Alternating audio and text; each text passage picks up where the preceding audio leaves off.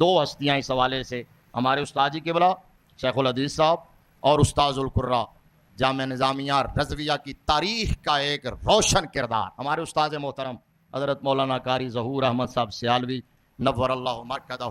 جس طرح انہوں نے وفاقی جامعہ سے، جامعہ کے در و دیوار سے، مفتی اعظم پاکستان سے آخر دم تک، یہ جب جلسے میں شیخو پورہ میں جب ویل چیئر پہ بیٹھ کے آتے تھے تو اس وقت وہ میں جو کچھ اس وقت کہتا تھا بے خود ہو کر کہتا تھا کہ یار کیا بات ہے.